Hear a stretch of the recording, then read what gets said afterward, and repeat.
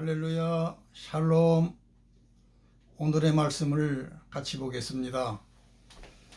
마가복음 16장 1절부터 8절까지 말씀을 같이 공독, 낭독하겠습니다.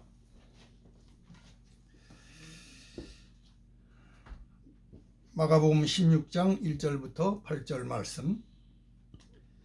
안식일이 지남에 막달라 마리아와 야고보의 어머니 마리아와 또 살로메가 가서 예수께 바르기 위하여 향품을 사다 두었다가 안식 후 첫날 매우 일찍이 해 돋을 때에 그 무덤으로 가며 서로 말하되 누가 우리를 위하여 무덤 문에서 돌을 굴려 주려 하더니 눈을 들어본즉 벌써 돌이 굴려져 있는데 그 돌이 심히 크더라.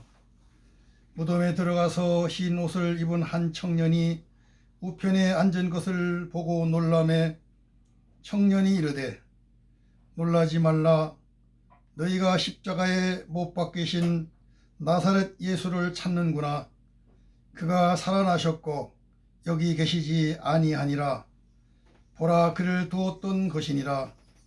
가서 그의 제자들과 베드로에게 이르기를 예수께서 너희보다 먼저 갈릴리로 가시나니 전에 너에게 말씀하신 대로 너희가 거기서 배우리라 하라 하는지라. 여자들이 몹시 놀라 떨며 나와 무덤에서 도망하고 무서워하여 아무에게 아무 말도 하지 못하더라. 아멘. 오늘 본문 말씀의 제목은 부활의 신앙과 영원한 소망입니다.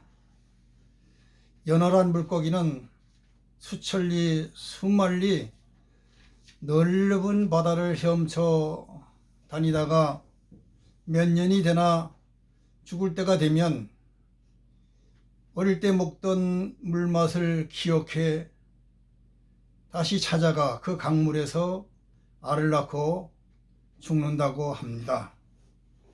나침판이나 이정표도 없이 수만리 돌아다니다가 찾아오니 정말로 희한한 일이 아닙니까?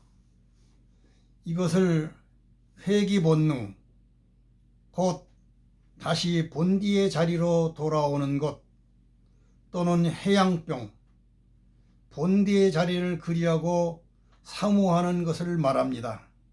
그러면 우리 인간은 어떻습니까? 우리 인간에게는 본디의 자리가 있습니까? 예, 우리 인간에게도 본디의 자리가 있습니다. 하나님의 형상대로 지음받은 사람은 하나님을 찾는 본능과 영혼을 사모하는 회귀 본능과 해양병을 갖고 있기 때문에 짧은 인생 기간에 아무리 높은 벼슬을 하고 많은 돈을 벌고 또 높은 학문을 터득하였다 할지라도 영생의 문제, 곧 죽음의 문제가 해결되기 전에는 참 행복과 만족을 얻을 수 없는 법입니다. 알렉산더 대왕이 어느 날 철학자 디오게네스를 찾아가 무엇이든지 원하는 대로 줄 터이니 요구하라 하니까 철학자 디오게네스가 말하기를 지극히 적은 것이라도 좋으니 영생한 것이 있으면, 영원한 것이 있으면 조금만 달라고 하였습니다. 그러니까 대왕은 그것은 내가 줄 수 있는 선물이 아니다 라고 대답을 했습니다.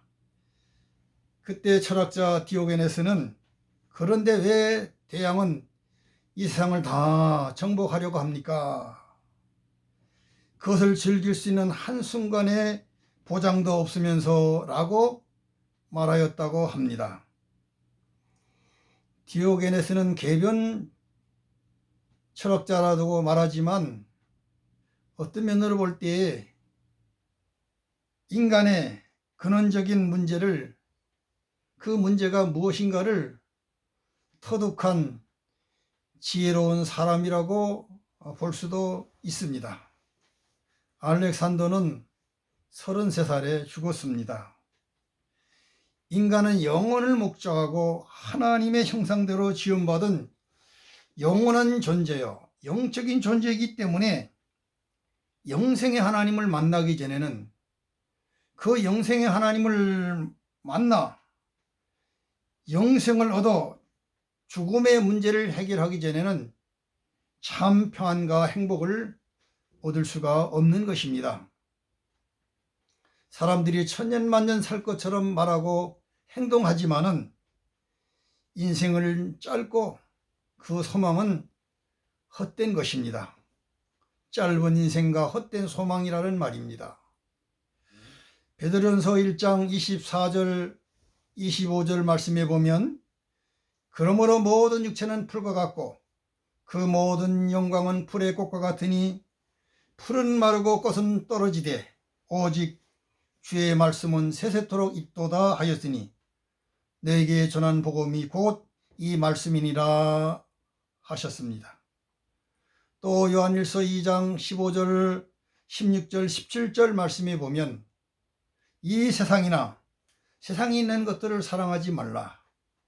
누구든지 세상을 사랑하면 아버지의 사랑이 그 속에 그 안에 있지 아니하니, 이는 세상에 있는 모든 것이 육신의 정욕과 안목의 정욕과 이생의 자랑이니 다 아버지께로부터 온 것이 아니요 세상으로부터 온 것이라.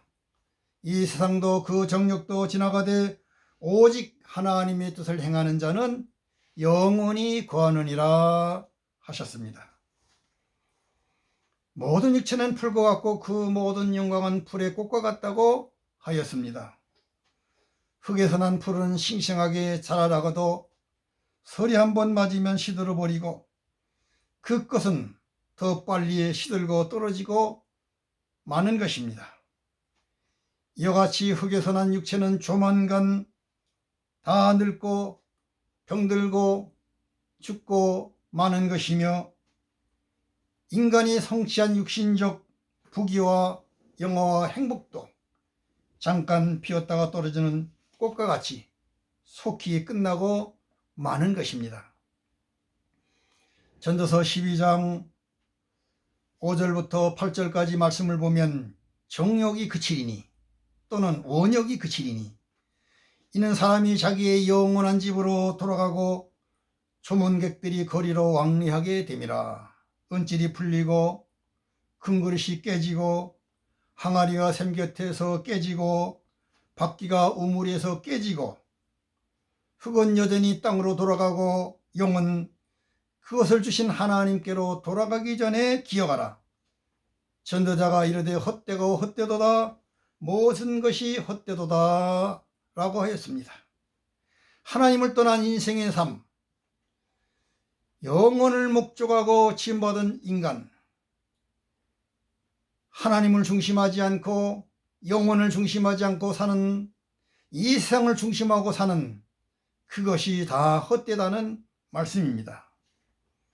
인생은 풀과 같이 생명이 짧습니다. 연속 사국에 나오는 2조 500년의 역대 임금들을 보면 갖은 진미, 갖은 좋은 보약을 다 먹었지만 역사관의 안목에서 볼 때 눈 깜짝할 사이에 다 죽었습니다. 피바람을 일으키며 정권을 탈취했지만 정광석화와 같이 지나가 버리고 지금은 무덤에 비석 몇 개만 남았습니다. 참으로 험하기 그지없는 인생인 것입니다.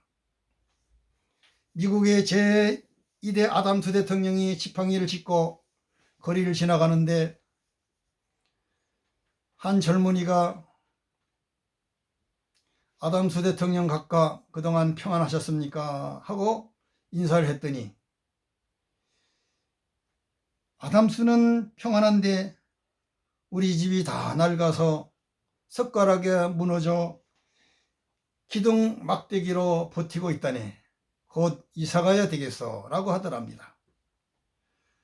우리의 겉사람은 낡아지나 우리의 속사람은 날로 새로워지도다 하신 말씀과 같이 우리의 영혼은 평안하지만 육체의 집은 다 낡아서 무너지게 되었으므로 천국으로 이사가야 되겠다는 말입니다.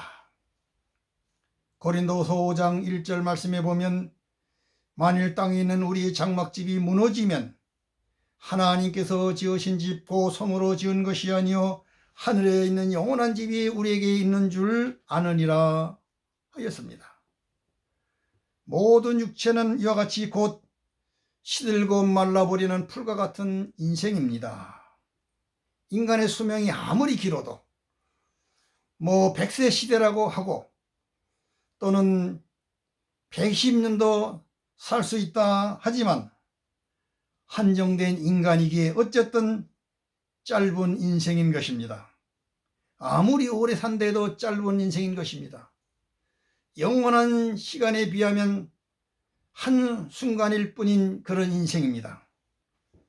인생은 풀과 같이 생명이 짧고 또 인생은 풀과 같이 약합니다. 흙에서 나온 풀은 발표도 죽고 토끼나 병아리 같은 짐승이 뜯어먹어 죽기도 하고 그와 같이 인간의 육체는 작은 차에 치여도 죽고 눈에 보이지 않는 바이러스 질병에 의해서 죽고 물에도 불에도 죽고 어떤 사람은 수술 치료받다가 신경 하나 잘못 건드렸다가 죽고 어떤 사람은 면도하다가 코털 하나 뽑았는데 파상풍으로 죽게 되었고 밥을 먹다가 또는 떡을 먹다가 기도가 막혀 죽기도 하고 인간의 육체는 이렇게 약한 존재인데 몇천 년 살 것처럼 욕심을 품고 육신의 소망을 둡니다. 중국의 음식이 다양하고 맛이 있는 이유 중에 하나가 죽지 않으려고 불삭을 구해다 먹으려 했다는 진시황이 갖은 진미를 다 먹었습니다. 상어, 지느러미, 곰 발바닥, 제비요리 이런 요리를 해먹었다고 합니다. 그리고 요리사가 1년에 똑같은 음식 2번만 상에 올려놓으면 그 요리사의 목을 쳤다고 합니다. 그렇게 건강식을 먹으며 오래 살려고 했지만 그 신시황도 50을 넘기지 못하고 49세에 죽었습니다. 약한 인생입니다. 인생은 풀과 같이 생명이 짧고 인생은 풀과 같이 약하고 또 인생은 풀과 같이 낮은 인생입니다.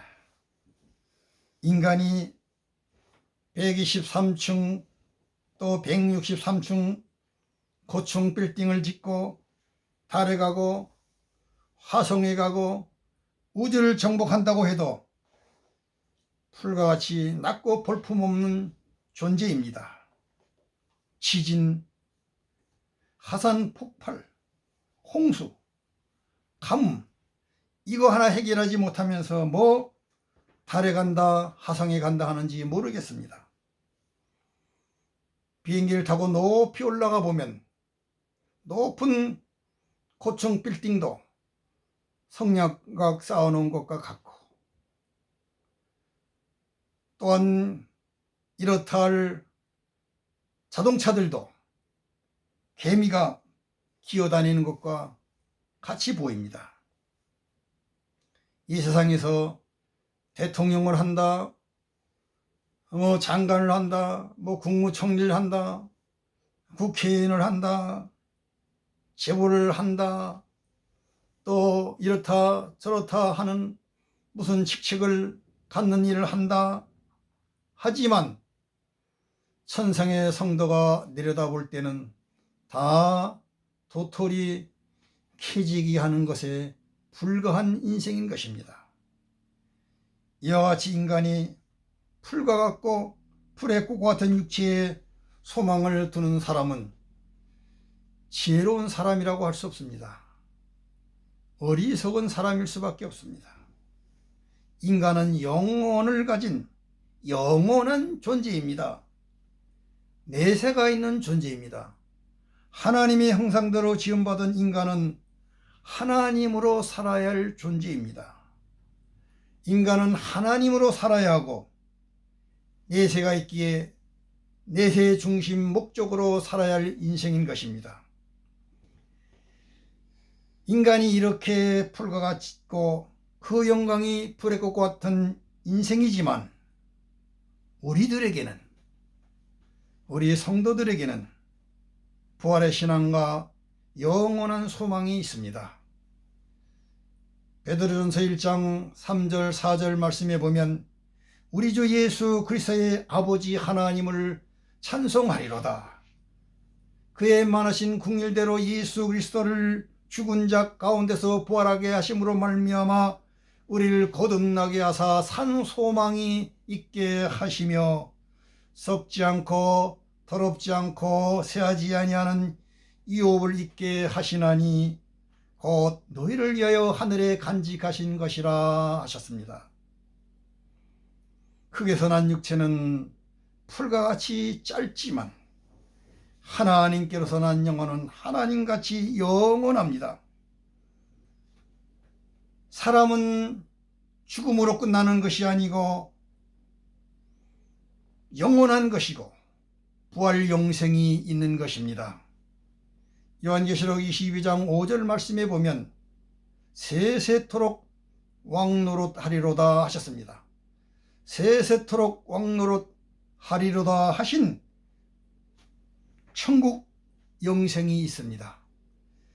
요한계시록 20장 10절 말씀에 보면 세세토록 밤낮 괴로움을 받으리라. 세세토록 밤낮 괴로움을 받는 지옥 영생이 있습니다.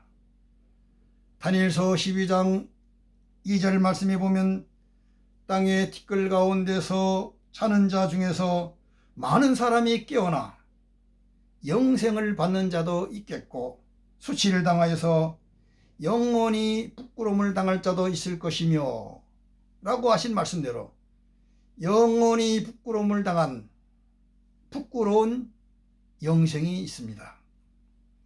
다니엘서 7장 18절 말씀에 보면 지극히 높으신 이의 성도들이 나라를 얻으리니 그 누림이 영원하고 영원하고 영원하리라.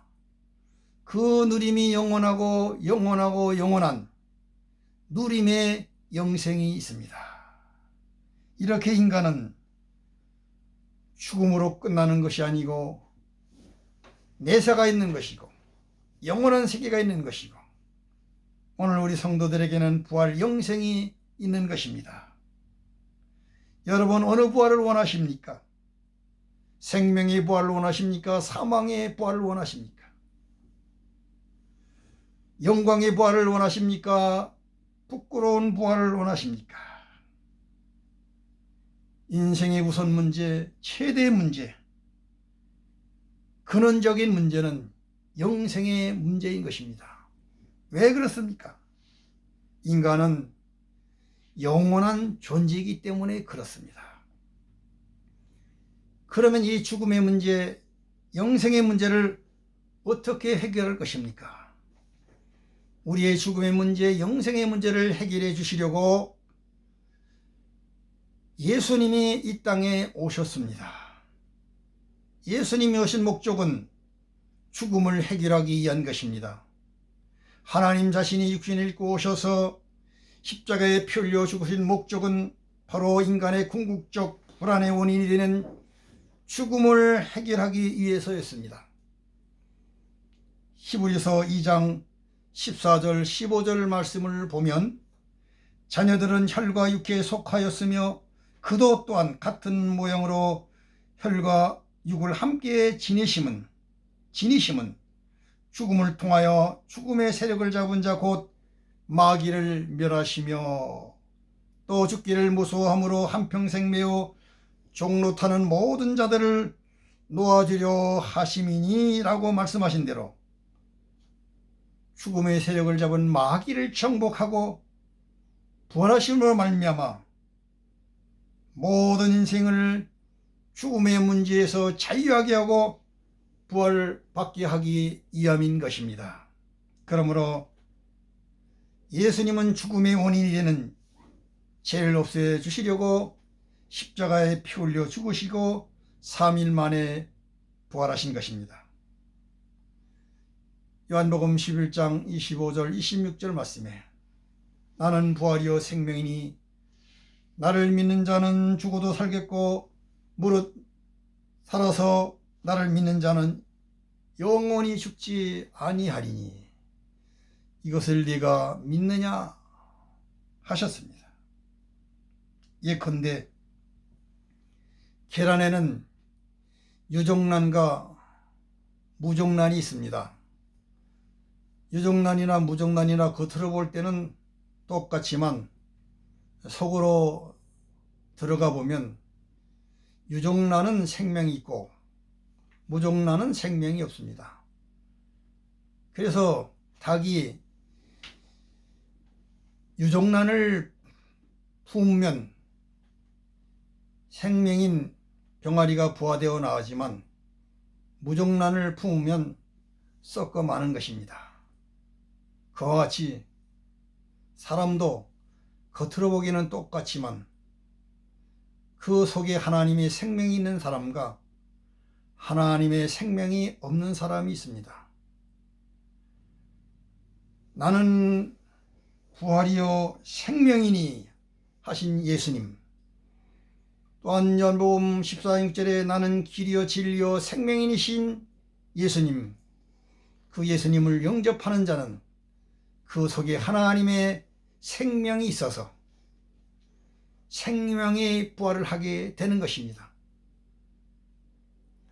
요한일서 3장 9절 말씀에 보면 하나님께로 난 자마다 죄를 짓지 아니하나니 이는 하나님의 씨가 그의 속에 거하며 라고 있습니다. 하나님의 씨가 그 속에 거한다. 사람 속에 거한다. 하나님께로부터 난 자 속에 거한다. 하나님께로 난 자는 죄를 짓지 않는다. 죄의 결과는 사망인데 죽지 않는다는 말씀입니다. 영생한다는 말씀입니다. 성도는 사망의 부활이 아닌 생명의 부활을 한다는 말입니다. 생명이 되신 예수 그리스도를 영접한 사람은 그 속에 하나님의 생명이 있어 예수님이 다시 오시는 날 부활해서 영원히 천국에서 살게 됩니다. 또 예수님이 재림하실 때까지 살아남은 자들은 호련히 변화해서 영원히 천국에서 살게 됩니다. 데살로니가전서 4장 16절 17절 말씀을 보면 주께서 호령과 천사장의 소리와 하나님의 나팔 소리로 친히 하늘로부터 강림하시리니 그리스도 안에서 죽은 자들이 먼저 일어나고 그 후에 우리 살아남은 자들도 그들과 함께 구름 속으로 끌어올려 공중에서 주를 영접하게 하시리니 그리하여 우리가 항상 주와 함께 있으리라 하셨습니다. 그렇습니다. 요한복음 6장 38절 48절의 말씀을 보면 내가 하늘에서 내려온 것은 내 뜻을 행하려 함이 아니요 나를 보내신 이의 뜻을 행하려 함이니라. 나를 보내신 이의 뜻은 내게 주신 자 중에 내가 하나도 잃어버리지 아니하고 마지막 날에 다시 살리는 이것이니라. 내 아버지의 뜻은 아들을 보고 믿는 자마다 영생을 얻는 이것이니 마지막 날에 내가 이를 다시 살리리라 하시니라 하셨습니다. 이 말씀은 떡 5개와 물고기 2마리로 5,000명을 먹이고도 그 부스러기가 12강주리가 남은 오병이어 기적을 행하신 후에 육신의 썩을 양식만 얻어먹으려고 모여드는 군중들에게 예수님이 오신 참된 목적을 설명하신 말씀인 것입니다. 나를 보내신 이의 뜻은 또 나를 보내신 이의 뜻은 하나님의 뜻은 이렇게 3번이나 반복하시고 말씀하신 것은 그 뜻과 목적은 영생과 부활이라고 말씀하신 것입니다. 예수님이 오신 목적은 죽음의 세력을 잡은 마귀를 정복하고 우리에게 부활과 영생을 주기 위한 것입니다. 그러므로 예수님은 죽은 지 3일 만에 부활하신 것입니다. 그런 거로 기독교의 중심 메시지는 예수님의 십자가와 부활입니다. 사도행전에서 제자들이 설교한 모든 메시지의 중심은 예수님의 십자가와 부활입니다. 그들이 숭배하면서 힘써 외친 복음의 핵심은 예수님의 대속의 죽음과 부활입니다. 즉 죽음의 원인이 되는 죄를 대속하기 위해서 십자가에 피 흘려 죽으신가, 죽음의 권세를 이기시고 부활하셨다는 사실입니다. 왜냐하면 이것이 우리에게 가장 큰 문제였던 죄와 죽음의 문제의 해결이기 때문입니다. 그런 거로 이보다 더 중요한 메시지가 어디 있겠습니까? 기독교의 중심 메시지는 예수님의 십자가와 부활입니다. 그러므로 이 예수님의 십자가, 이 두 가지 중에 어느 하나를 빠뜨리거나 믿지 않는다면 생명을 잃은 기독교, 사실은 기독교가 아닐 것입니다. 이 복음을 전하지 않는 교회는 교회가 아닙니다. 이 복음을 중심하지 않은 교회는 생명을 잃은 교회입니다. 그런데 오늘 현대교회가 너무 지상 축복에 집착하다 보니까 예수님의 십자가와 부활은 구호에 그치고 무늬만 남게 되었습니다. 예수님의 십자가 부활의 삶이 아닌 지상 축복주의가 되어버렸습니다. 예수님의 십자가의 부활은 간판이 아닙니다. 복음의 핵심인 것입니다.